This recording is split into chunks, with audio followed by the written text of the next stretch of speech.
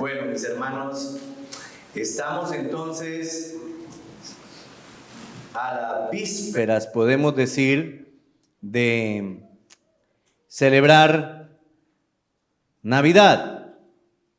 Pero Navidad, ya lo he dicho, es más que un festejo, es más que una reunión familiar, es más que una rica cena y muchos regalitos.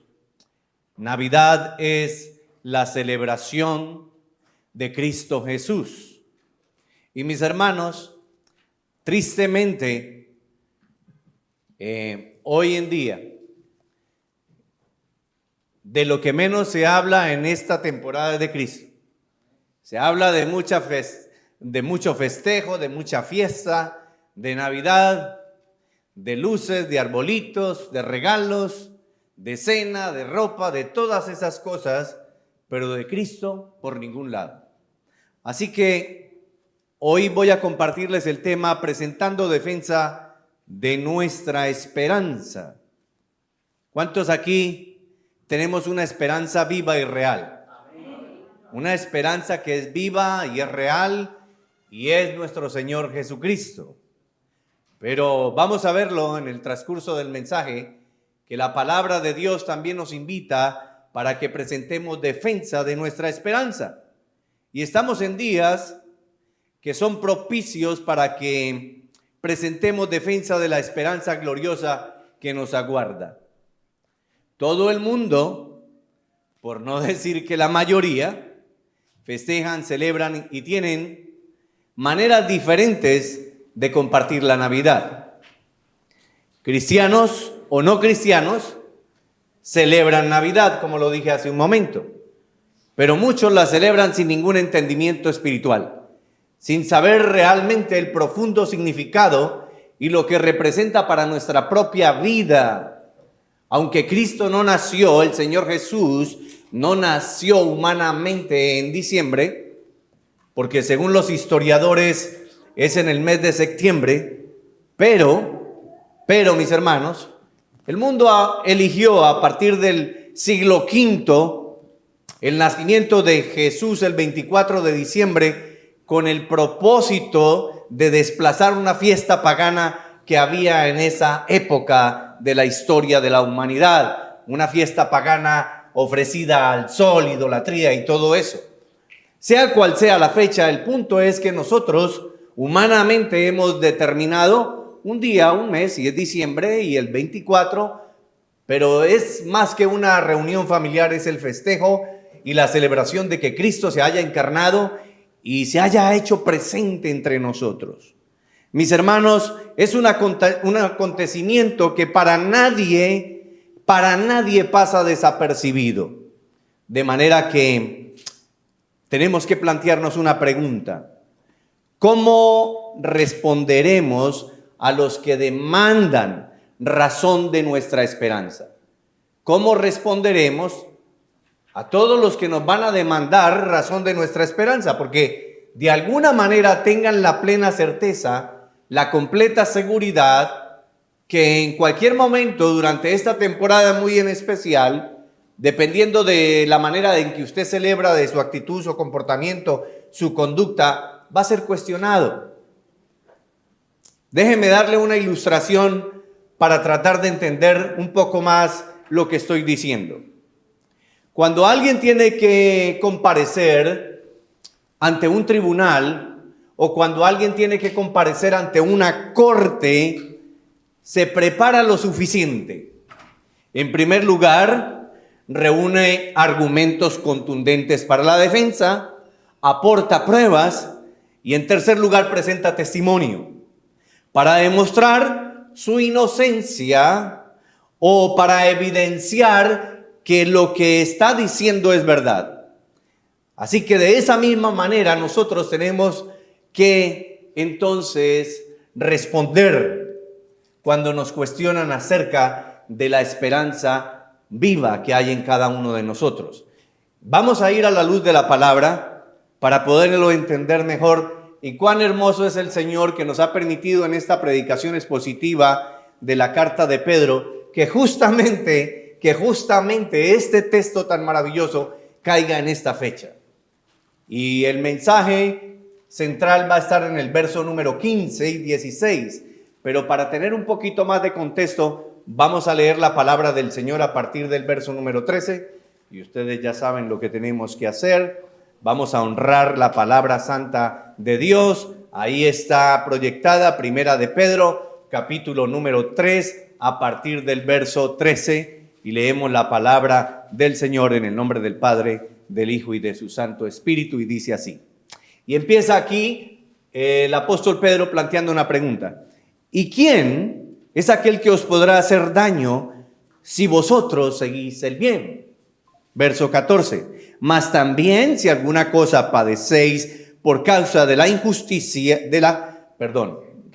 mas también si alguna cosa padecéis por causa de la justicia, bienaventurados sois. Por tanto, no os amedrentéis por temor de ellos, ni os conturbéis.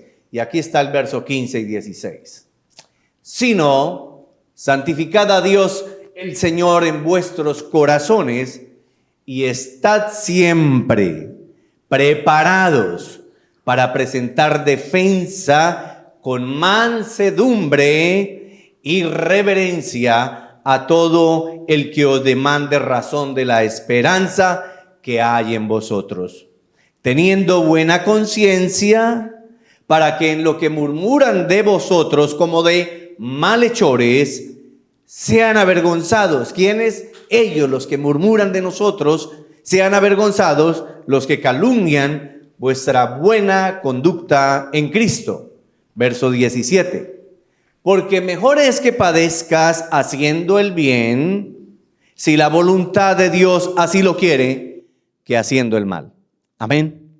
Padre Santo, gracias te damos, Padre eterno, Padre nuestro y Padre mío. En esta mañana venimos delante de ti, Señor, en el nombre de tu amado Hijo, nuestro Señor, Salvador y Rey venidero. Y te pedimos, Señor, en el poder de tu Santo Espíritu, que tú nos des en esta mañana a través de tu mensaje, tu palabra bendita, discernimiento, entendimiento, luz y verdad, para poder entender, para poder ampliar, Señor, nuestro entendimiento, nuestro conocimiento de ti, Señor, pero para que podamos a la luz de tu palabra y de tu mensaje entender la profundidad y el verdadero significado de la Navidad. Te pido, Padre, una bendición especial sobre las familias aquí representadas que se hicieron presentes en esta mañana. Bendecimos también en tu santo nombre a todos aquellos que están allí conectados a través de las redes sociales. Bendigo sus vidas en el nombre de Cristo Jesús. Y el pueblo de Dios dice, amén y amén. Pueden tomar asiento, mis hermanos. Queridos hermanos, recordemos que el apóstol Pedro le escribe a un grupo de cristianos, a un grupo de iglesias que se encontraban en el norte de Asia Menor, pero ellos estaban bajo un ambiente de hostilidad. Para ellos, para la iglesia primitiva, en esa región del norte de Asia, no era fácil. Estaban en hostilidad, estaban bajo presión, estaban bajo persecución y bajo rechazo. Estaban sufriendo entonces, número uno, persecución, y eso lo vemos desde el principio de la carta, en los primeros capítulos, ya lo hemos visto. Ellos enfrentaban fuertes críticas, no era para nada fácil vivir el cristianismo y la fe en nuestro Señor, y eran rechazados por parte de la sociedad de esa época, una sociedad pagana que rechazaba completamente el cristianismo. Realmente les era difícil vivir su fe. Así que, mis hermanos, Pedro los alienta y les dice a ellos y hoy a nosotros que debemos fortalecernos, que seamos todos de un mismo sentir. Y ser todos de un mismo sentir es estar en el mismo espíritu, en la misma línea de pensamiento, con la misma actitud, con la misma seguridad y convicciones de lo que estamos haciendo, de lo que en quien hemos creído y de la manera en que estamos viviendo. que sean compasivos, que se amen fraternalmente, que sean misericordiosos, amigables. Mis hermanos, si algo está necesitando la sociedad que se encuentra allá afuera de estas cuatro paredes, es que cada uno de nosotros seamos amorosos, fraternales, seamos compasivos, misericordiosos y que manifestemos en verdad, en espíritu y en verdad, con nuestras acciones y palabras, la luz de Cristo. Mis hermanos, la palabra nos dice entonces que debemos ser compasivos, que seamos fraternales, que seamos misericordiosos, amigables y que no devuelvan mal por mal, sino que bendigan. Y también la palabra nos dice y nos recuerda que fuimos llamados para ser herederos de bendición. Y si tú recibes una herencia, ¿te la vas a quedar, la vas a esconder o la vas a compartir? La vas a compartir. Y esa herencia es de bendición. Y la bendición está en la obediencia. Y es una promesa que tuvo cumplimiento, porque en la antigüedad pasada el Señor le dice a Abraham y le da la promesa: en tu simiente serán benditas todas las naciones de la tierra. Y hoy sabemos que ese cumplimiento tiene lugar en Cristo Jesús. Así que si nosotros estamos en Cristo, somos participantes, como también lo dice la carta de Pedro, de la naturaleza divina y todo lo que encierra la divinidad. Esas bendiciones ahora te pertenecen, son tuyas, pero no para que te quedes con ellas, las disfrutes y las compartas. Damos bendición, somos bendición cuando compartimos las buenas nuevas, mis hermanos. Recordemos eso, que somos llamados herederos de bendición, de tal forma que entonces debemos apartarnos del mal y hacer ¿qué cosa? El bien y que busquemos la paz. ¿Cuándo nos apartamos del mal, mis hermanos? ¿Cuándo usted y yo nos apartamos del mal? ¿Hay alguien aquí que me pueda decir? ¿Cuándo nos apartamos del mal? Cuando no nos unimos a las tinieblas, cuando no nos unimos a las prácticas, cuando no nos unimos a ese tipo de festejo que ellos tienen preparados para esta época. Un tipo de festejo lleno de desorden, lleno de caos. No, allí tiene que resplandecer la luz de Cristo en medio de las tinieblas. Y dice la palabra que cuando Cristo empezó su ministerio, luz resplandeció en esos pueblos que estaban en tinieblas y en oscuridad. Y es lo mismo que tú y yo tenemos que hacer en este tiempo, en especial, pero en todo tiempo también. Que donde tú llegues alumbre la luz de Cristo. Por eso, déjeme recordarle lo que dice el verso 14 y 15. Mas también si alguna cosa padecéis por causa de la justicia. ¿Quién es la justicia? Cristo Jesús. Cristo Jesús. Él es el Rey de justicia. Es el Dios de paz, el Dios de amor, el Dios de justicia. Así que si alguna cosa padecemos por Cristo, mire lo que dice la palabra: bienaventurado sois. Hermanos, tenemos un concepto erróneo de las bienaventuranzas. Muchas veces creemos que ser bienaventurado es tener abundancia material, es tener abundancia económica, financiera, es tener un buen trabajo, es tener una cuenta rebosante de billeticos verdes. Sí, pero esa no es la bienaventuranza. La verdadera bienaventuranza que todos nosotros debemos tener es la presencia del Espíritu Santo de Dios, Cristo Jesús habitando en cada uno de nuestros corazones, para resplandecer, para llevar la buena noticia, hermanos, para presentar defensa con mansedumbre de la esperanza viva que hay en cada uno de nosotros. Y el texto dice: bienaventurados sois, por tanto, no os amedrentéis por temor de ellos, ni os conturbéis. Es decir, no nos vamos a afligir, no nos vamos a entristecer, no nos vamos a dejar acorralar por las ofensas o por la negación de ellos. ¿Cristo Jesús fue rechazado? ¿Sí o no? Sí, en esa época. ¿Y cuántos de nosotros lo rechazamos? Por lo menos aquí ven uno que en un tiempo lo rechazó. No me interesa. Yo estoy muy cómodo. Y ahora, mis hermanos, ¿usted cree que yo también no he tenido que soportar que me digan lo mismo? No me interesa. No me interesa saber nada de su Cristo, ni de su religión, ni de la Biblia, ni de nada de esas cosas. Pero el texto que acabamos de leer dice que si somos rechazados, bienaventurados, ¿qué cosa? Somos. Bendito y alabado sea el nombre del Señor. Y luego en el 15 dice, sino santificad a Dios el Señor en vuestros corazones. ¿Y cómo lo vamos a santificar en nuestros corazones? Cada uno de ustedes, mis hermanos, tienen una verdad que conocen. En algún grado, como yo siempre lo digo, en alguna medida, ustedes son portadores de verdad. Sea el nivel que tenga de esa verdad, pero tienes una buena noticia para dar y compartir.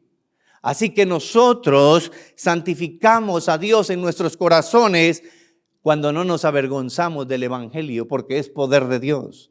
Dice además, y estad siempre preparados para presentar defensa con mansedumbre y reverencia ante todo el que os demande razón de la esperanza que hay en vosotros.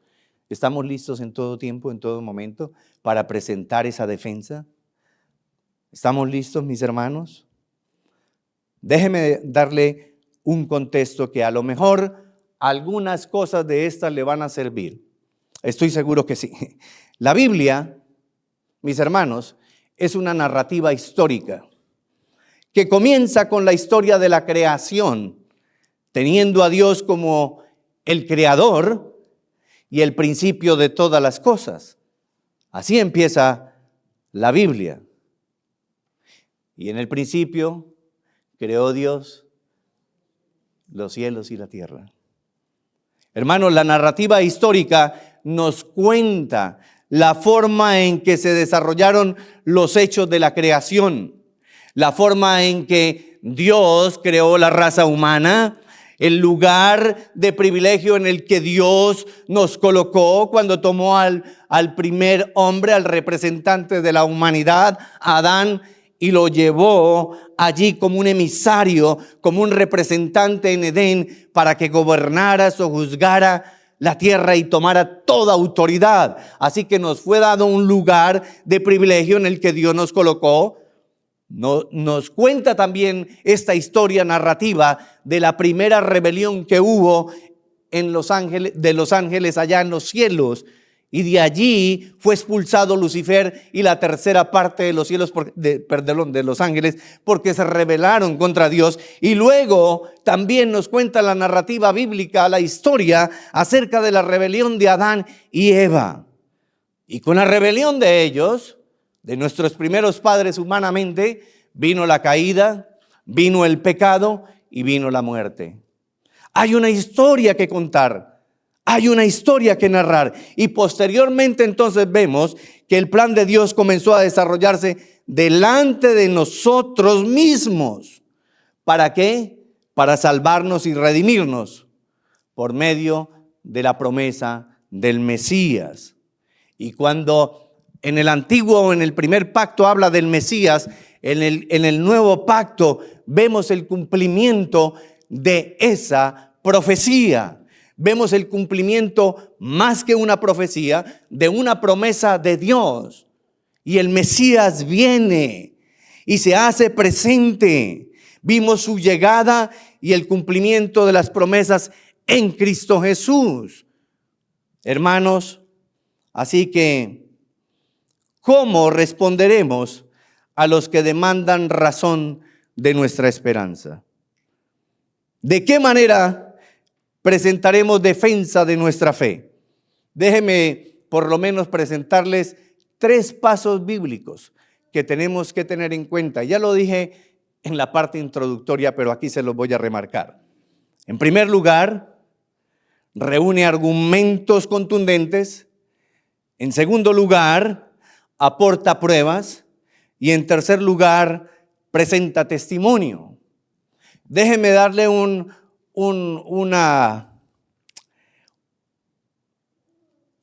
significado pequeño de cada uno de ellos. Reúne argumentos contundentes. Y dentro de estos argumentos contundentes están en la Biblia, no se los tiene que inventar. Vaya a la Biblia. La Biblia dice, la palabra de Dios, que fuimos creados conforme a la imagen y semejanza de Dios, que fuimos hechos perfectos, pero que el hombre se rebeló, quiso ser como Dios, le compró la idea, le compró la mentira de Satanás y cayó en pecado. Y por tanto fue condenado a muerte la raza humana. Y la palabra de Dios dice que la paga del pecado es muerte. Así que, hermanos, pero también allí hay argumentos contundentes como los que le acabé de enumerar hace un momento, de que en la Biblia dice que vendría una promesa, que el Hijo de Dios, el Mesías, el Cristo se haría presente. Ahí lo encontramos, hay argumentos contundentes. Aporta pruebas. Y una de esas pruebas es el hecho de que el Verbo se hizo carne. Lo encuentra en el Evangelio de Juan, en los primeros versículos del primer capítulo. Esas son las pruebas que tienes que aportar cuando te demanden razón de la esperanza que hay en cada uno de vosotros. Dice el texto que el Verbo se hizo presente, que el Verbo era con Dios y que el Verbo era Dios, y que vimos su gloria, gloria como de un unigénito, lleno ¿de qué? De gracia y de verdad. Y esa es la celebración de la Navidad, que estamos recordando que hace un poco más de 2000 años, el Dios eterno de los cielos y de la tierra se hizo un cuerpo, como lo dije la semana pasada. Tomó un cuerpo humano, se hizo presente entre nosotros, caminó entre nosotros para revelarnos la gloria del Padre, pero también para venir a salvar cada una de vuestras vidas y la mía.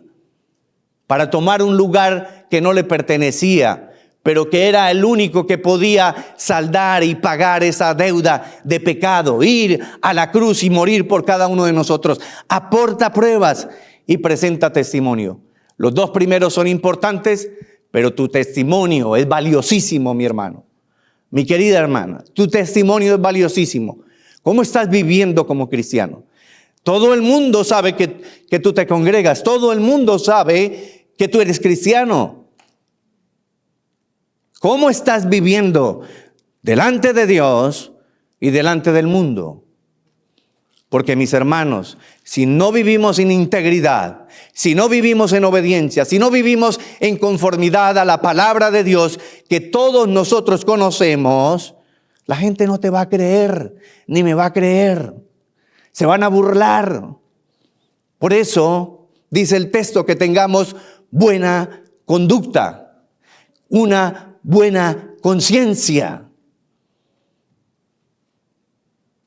Que seamos conscientes de que en todo tiempo, en todo momento, estamos delante de la presencia de Dios. Sobre ti fijaré mis ojos, dice el salmista, la palabra de Dios.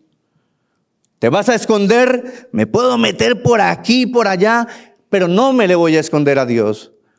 Porque Dios es omnisciente y omnipresente. Entienda eso, mi amado, mi amada.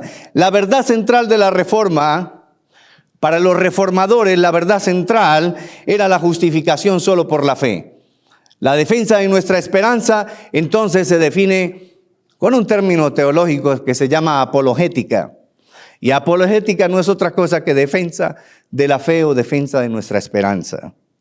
Cuando Lutero declaró en el siglo XVI que la justificación es por la fe y solo por la fe, de inmediato vino una pregunta o surgió una pregunta.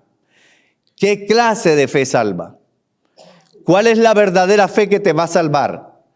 ¿Es la fe en un muñequito de estos? Esto es un símbolo nada más, mis hermanos. Eso solamente es una figura, pero ninguno de nosotros nos vamos a postrar aquí a rendirle adoración y tributo a esos muñequitos. No, esto es un símbolo, es una ilustración que nos recuerda, pero nada más, mis hermanos. Es eso. Entonces, ¿cuál es la fe que salva? ¿Cuál es la fe que salva?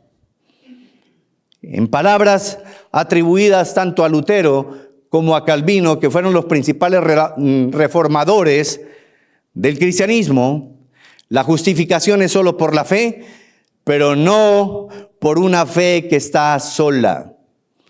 La fe no está sola. Por eso Santiago dijo que la fe sin obras está muerta.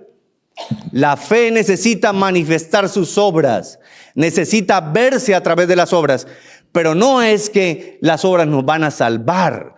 No, es una consecuencia de una fe genuina y verdadera que tú ya has determinado, y tu convicción ciertísima es que Cristo es real, que Dios es real, que el Espíritu es real, que vive en ti, que tú lo sientes, que ha cambiado tu vida, que te ha transformado, que te ha sacado de las tinieblas, que te ha llevado a la luz admirable, que ahora eres una persona renovada, con una mente renovada, con un carácter nuevo, con un corazón nuevo. Eso solo lo hace Cristo. Eso solo lo hace el Señor, mi amado.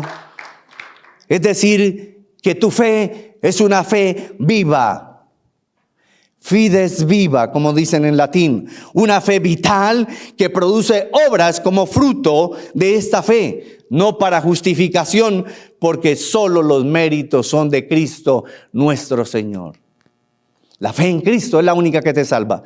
No en ningún muñequito, no en ningún santico, no en la Virgen, no en San Juditas, no en ninguno de los apóstoles, como lo llama la misma palabra santos. Y ahora cada uno de nosotros también somos santos. ¿Cuántos santos hay aquí? Amén, gloria a Dios. ¿Y sabe por qué sois santos? Por Cristo Jesús, que te ha santificado, te ha justificado con su justicia, y tu justicia te ha cubierto, y te estás santificando cada vez que tú escuchas la palabra, cada vez que lees la palabra. Te estás santificando con la presencia del Espíritu Santo que está viviendo dentro de ti. Por eso, mis hermanos, nos lleva el Señor de gloria en gloria. Mis hermanos, de manera que el primer elemento de la fe es noticia. Hay una noticia, y el primer elemento de la noticia en la apología o en la defensa de nuestra esperanza es la proclamación de esa noticia. ¿Estás proclamando las buenas nuevas? ¿Estás compartiendo la verdad que conoces?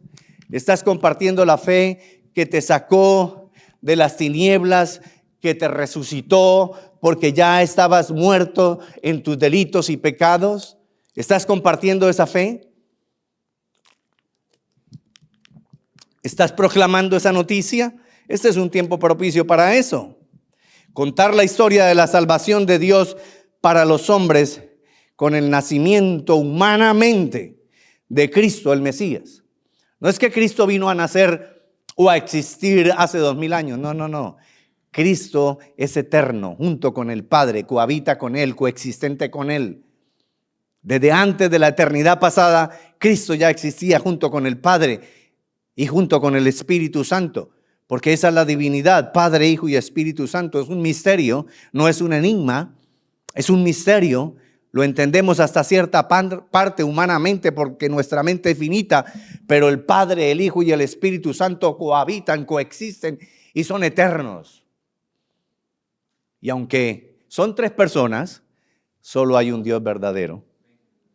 Cuando los apóstoles salieron, hermanos, a proclamar el Evangelio de Jesucristo, presentaron un resumen de los puntos claves con respecto a la persona y a la obra de Cristo. Cuando leemos el Nuevo Testamento en las cartas de Pedro, en las cartas de Pablo, allí no vemos que están narrando su vida. Allí vemos precisamente una apologética, una defensa amplia de la esperanza que hoy tú y yo tenemos en nuestros corazones.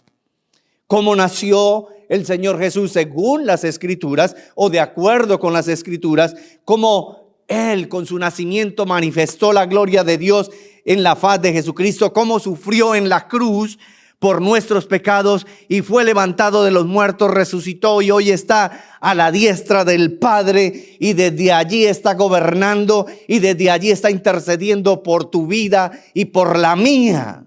Y así sucesivamente podemos seguir hablando. Hay tanto material para hablar de Cristo. ¿Por qué te enmudeces? ¿Por qué te quedas callado? Esto forma parte de la información, del contenido de la fe, para que puedan crecer los incrédulos antes de invocar a Cristo como su Salvador.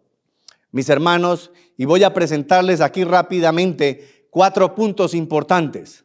¿Por qué los incrédulos, antes de invocar a Cristo como su Salvador, en primer lugar tienen que comprender que necesitan con urgencia un Salvador? ¿Por qué tienen que comprender? ¿Por qué? Toda buena noticia está acompañada siempre de una mala noticia. Y el Evangelio es así.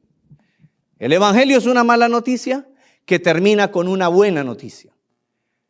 Y para que ellos entiendan la buena noticia, tenemos que presentarles primero la mala. ¿Y cuál es la mala? Que sin Cristo estamos todos destituidos de la gloria de Dios, que sin Cristo estamos muertos en nuestros delitos y pecados, que sin Cristo estamos condenados a una muerte eterna, que no podemos ser salvos por obras, que no podemos ser salvos por una moralidad, que no podemos ser salvos simplemente porque seamos buenos, dadivosos. No. Tienen que comprender que necesitan con urgencia un Salvador. En segundo lugar, tienen que comprender que son pecadores. Ellos lo saben, pero no lo comprenden. Ese es mi estilo de vida. Yo hago con mi vida lo que a mí se me pegue mi regalada. Y allí tenemos que venir con mansedumbre, con humildad, con reverencia, con respeto y decirles que ese estilo de vida lo está llevando cada día más a un abismo más profundo y más profundo y más profundo. Y allí tenemos que ser humildes y decirle, en esas mismas profundidades estaba yo. Yo estaba en la misma casa del demonio, pero vino alguien, me predicó de Cristo y el Espíritu Santo renovó mi corazón y yo acepté esa verdad. Porque mi mente, por el poder del Espíritu Santo y mi corazón, fue renovado y cambiado. Y me di cuenta de mi estado, de mi condición paupérrima en la que me encontraba, completamente envuelto de tinieblas. Pero ellos tienen que escucharlo y saberlo. En tercer lugar, necesitan reconocer que Dios existe. Que no somos el resultado, como dice la ciencia, del famoso Bim Bam, de una explosión. O como dicen los darwinistas, es que somos el resultado de la evolución de las especies. No. Creemos en la palabra. Miren, la misma ciencia aporta evidencia, porque han entendido que el cuerpo del ser humano es perfecto. Es tan perfecto que trabaja todo de una manera sobrenatural. No hay nadie, ni hay ninguna especie que haya evolucionado. Eso es una mentira del diablo. Pero tienes que saber defender tu fe. En cuarto lugar, ellos tienen que saber, y allí tenemos que ser muy amorosos y muy misericordiosos, pero tenemos que decirle la verdad. Ellos tienen que saber que están separados de Dios y que están expuestos al juicio de Dios. Que de ese juicio no va a escapar nadie, ni siquiera nosotros. Nosotros vamos a estar frente a ese juicio. ¿Sabe cuál es la diferencia? Que ahora tenemos un abogado, un intercesor, un Señor, un Rey, un Salvador, que cuando estemos allí frente a ese gran juicio, Él va a estar frente de cada uno de nosotros. Y Él va a ser el que te va a justificar. ¿Por qué me voy a ganar el cielo? Ah, pastor, es que yo soy muy bueno, ¿sí? Sí, es que yo hago muy buenas obras. No, mis hermanos. No. Ah, es que yo soy muy especial. No, es que, dirían por ahí algunos religiosos, es que yo fui apóstol. Es que yo fui profeta. No, mis hermanos. Es que yo fui pastor. No, mis hermanos. Es que yo fui líder de alabanza. No. Todos nosotros vamos a ser salvos únicamente por la justicia de Cristo, por su gracia, por su misericordia, por su amor. Pero para eso tenemos que estar aquí, mire, debajo de esa sombrilla, debajo de esa cobertura. Si te sales de ahí, estás expuesto a las tinieblas. Y Satanás, aunque es un enemigo derrotado y vencido, va a venir y va a empezar a ejercer autoridad y dominio sobre tu vida. ¿Quieres estar ahí? Yo no. Y espero que ustedes tampoco. Hermanos, para que puedan creer en el Evangelio, que es poder de Dios, no es nuestro. Es poder de Dios para salvación a todo aquel que cree. Y entonces el Espíritu Santo viene, toca y aplica la obra redentora de Cristo en la cruz en el corazón de cada uno de ellos. Déjenme compartirles rápidamente unas palabras que no son mías, son de uno de los teólogos más eminentes que tuvo este país. Hace aproximadamente 6 años murió, R.C. Sproul o R.C. Sproul. Y él decía, la fe no es un salto a ciega.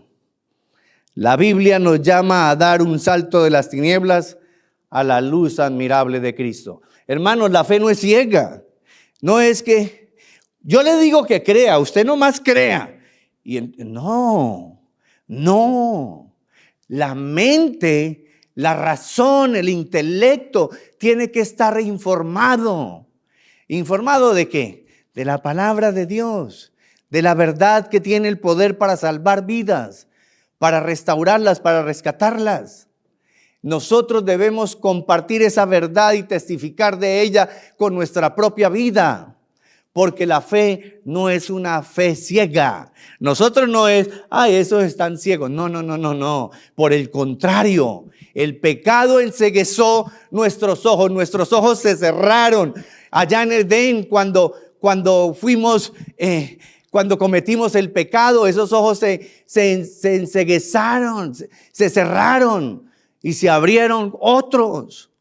Los de la maldad, los del odio, los de la lujuria, lo de la inmoralidad, lo de la mentira, el engaño, el robo, fornicación, adulterio, todo eso fue lo que se abrió. Pero cuando venimos a Cristo, mis hermanos, esas ventanitas se tienen que cerrar, nuestros ojos se cierran a la maldad y se abren nuevamente. Por eso somos una nueva creación. El Señor nos lleva al mismo lugar y en la forma en que Él nos creó, conforme a su imagen, conforme a su semejanza. ¿Lo está entendiendo?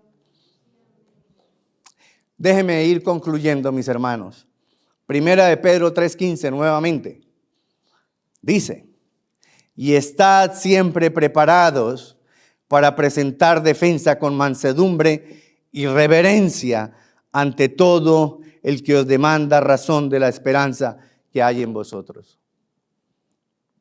Que siempre seamos humildes, que siempre seamos respetuosos, que no nos consideremos muy acá. No. ¿Sabe cuál es la única diferencia entre ellos y nosotros? La gracia y la misericordia de Dios.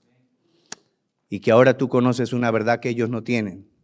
Y que ahora tú formas parte de los elegidos, de los llamados, de ese linaje escogido, de esa nación santa, pueblo adquirido por Dios. ¿Pero qué dice? Primera de Pedro 2:9, ¿qué dice? ¿Cuál es el propósito de que Él nos ha elegido, nos ha llamado? Nos ha hecho el llamamiento santo a través de su palabra, nos ha incorporado en ese linaje y nos ha hecho nación santa, nos ha constituido en reyes y sacerdotes. ¿Para qué? ¿Para qué? ¿Para que qué? Anunciemos. y para anunciar tú te mantienes con un tey aquí. Tienes que hablar. Como diría un amigo mío colombiano, hable papito, se lo pido por favor. Hable, mijito lindo, diría mi papá. Hable. No se quede callado, mijo. En buen colombiano, venga, mijita, hable, por favor. Cuente las buenas nuevas. Hablemos. Hablemos la verdad, hablemos de Cristo. ¿Hay un mensaje más extraordinario que podamos llevar a las personas? No, es el mensaje del Evangelio. Así que, ¿de qué manera presentaremos defensa de nuestra fe? Voy a recordarle nuevamente los 3 pasos bíblicos. Reúne argumentos contundentes, aporta pruebas, y el tercero, quiero hacer un énfasis aquí, presenta testimonio. De tu vecino, del pastor, del hermano o de la hermana de la iglesia. No, presenta tu testimonio. ¿De dónde te sacó Dios? ¿Y cómo estás viviendo? Todos ustedes tienen un testimonio. ¿Lo están cuidando? O como el profano Esaú lo están vendiendo por un platico de lentejas. Oh, sí. Vamos a perder nuestra integridad en una nochecita de estas festividades por complacer a mi amiguito o a mi amiguita, por complacer a mi hermano de carne, a la familia, a los amigos que hace mucho tiempo no veo y vienen de muy lejos. No, ellos tienen que saber que nuestro testimonio es genuino, que tenemos un nuevo estilo de vida, que no somos religiosos, no, pero tampoco somos libertinos, que nos mantenemos en el centro de la palabra de Dios porque esas verdades eternas se han encarnado de tal manera en nuestra vida que ahora gobiernan todo nuestro ser, lo que somos. Presentemos testimonio. Mis hermanos, presentar buen testimonio andando como hijos de Dios. ¿Cuántos hijos de Dios hay aquí? Ah, gloria a Dios. ¿Cuántos hijos de Dios hay aquí? Pero veo unos que se quedan callados. ¿Cuántos hijos de Dios hay aquí? Amén, todos. Todos los que estamos aquí. Tengo esa esperanza. Y si hay alguno que aún no se siente hijo de Dios porque no ha venido a Cristo en arrepentimiento y fe, pues hoy es la oportunidad para que lo haga. Si no se ha entregado a Cristo, hoy hágalo. Hágalo. Pero no es por complacerme a mí, ni al vecino, ni al que está sentado a su lado. No. Hágalo con una convicción. Porque usted a través del mensaje ha entendido que necesita a Cristo en su vida, que necesita un Salvador, que necesita un Redentor y que necesita que Dios te justifique delante de Él. Voy a concluir el mensaje con Efesios 5:1 y 2. Mire lo que dice. Sed pues imitadores de Dios como hijos amados. ¿A quién nos manda a imitar la palabra? ¿A quién tenemos que imitar? A Dios. ¿Solamente aquí en estas 4 paredes? ¿Solamente los domingos o los miércoles o los sábados o los días que se reúnen las damas con mi amada esposa? Todos los días, en todo tiempo, en todo momento. Dirían aquí 24/7. Entonces, si eso es verdad y tú entiendes esa verdad, ¿a quién vas a imitar en estas celebraciones? ¿Vas a imitar al mundo? ¿O vas a imitar a Dios y te vas a mantener firme en la salvación, en lo que Cristo te llamó a hacer, en las convicciones que están establecidas y son profundas en tu corazón, en tu vida? Y dice el texto en el verso 2, y andad en amor. Hermanos, el mundo está carente de amor. El mundo necesita conocer el amor verdadero, que es el amor de Cristo, el amor que tiene poder para transformar y cambiar. Y tú eres un ejemplo, y yo soy un testimonio también de eso, de lo que produce el verdadero amor de Dios. El amor de Dios te va a cubrir en la hora del juicio para evitar la ira de Dios. Dice, y andad en amor como también Cristo nos amó y se entregó a sí mismo por nosotros, ofrenda y sacrificio a Dios en olor fragante.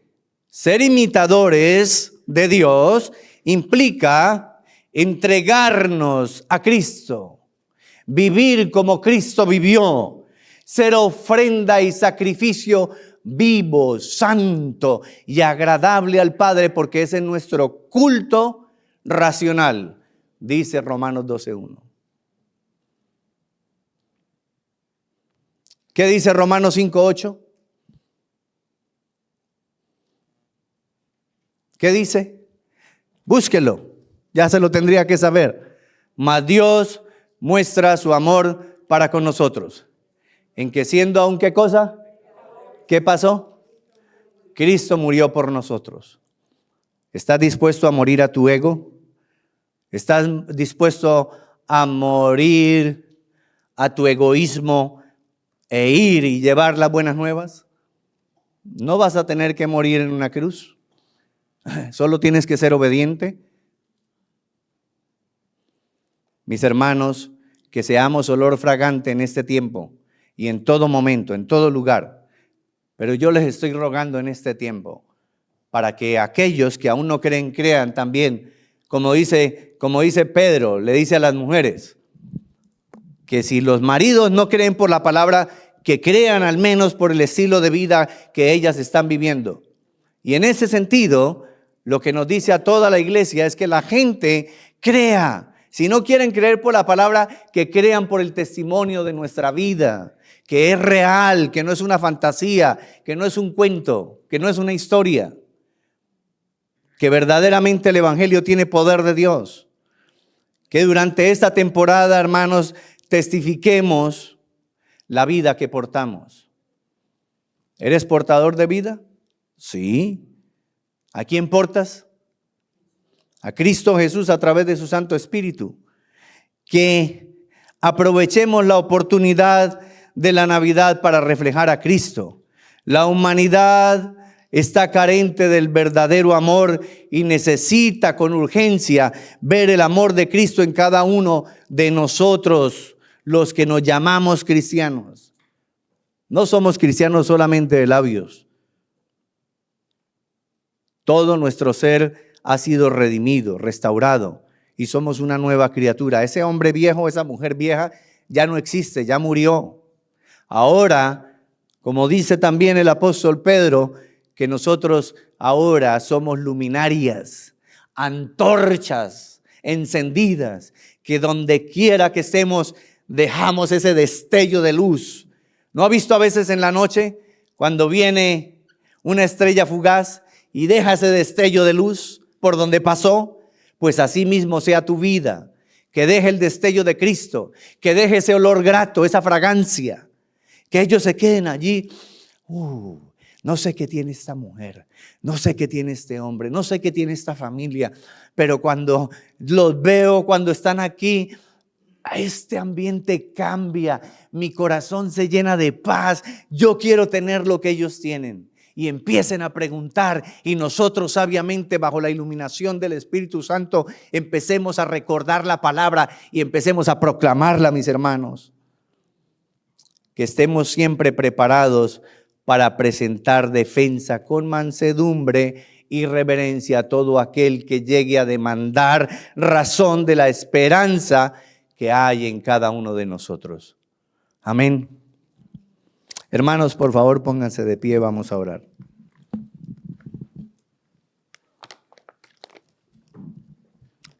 Padre eterno, gracias te damos, mi Dios, mi Señor, por tu palabra, por tu mensaje, por tu espíritu. Gracias, Señor, por venir y tomar nuestro lugar. Y yo te quiero pedir, Padre nuestro, Padre eterno y Padre mío, en esta mañana tan especial, Señor, que estas verdades eternas que han sido proclamadas en tu casa queden atesoradas en nuestro corazón y que tu Santo Espíritu nos esté recordando en cada momento, en cada instante, quiénes somos, la posición que tenemos y que hemos sido comisionados, que ahora somos tus heraldos, y un heraldo es el que anuncia, el que proclama la verdad del Rey, porque tú eres nuestro Rey, Señor. Bendecimos tu nombre, Señor. Te amamos y te rogamos, Señor, que nos ayudes a ser testigos fieles de tu verdad, Señor. Espíritu Santo de Dios, muévenos. Quita todo miedo, todo temor, toda intranquilidad de nuestra mente y de nuestros corazones, Señor. Avívanos, Señor, porque necesitamos tener el fuego de tu Santo Espíritu para proclamar con denuedo, Señor, tu palabra, tu verdad, que tiene el poder para salvar vidas. Señor, danos entendimiento para discernir los tiempos en los que estamos viviendo, Señor, para que entendamos que hay mucha gente necesitada de un Salvador, necesitada de ti, Señor, de tu palabra, de tu verdad, necesitada, Señor, del Mesías. Que no nos callemos, que hablemos de ti, Señor, con la autoridad que tú nos has dado. Porque todo te lo pido, Padre, en el nombre poderoso de Cristo Jesús, y te ruego una bendición especial sobre mis hermanos, sus familias, sus hijos, sus generaciones, y ayúdanos, Señor, a caminar en integridad y en tu verdad, porque todo te lo pido en el dulce nombre de Cristo Jesús. Y el pueblo de Dios dice, amén y amén.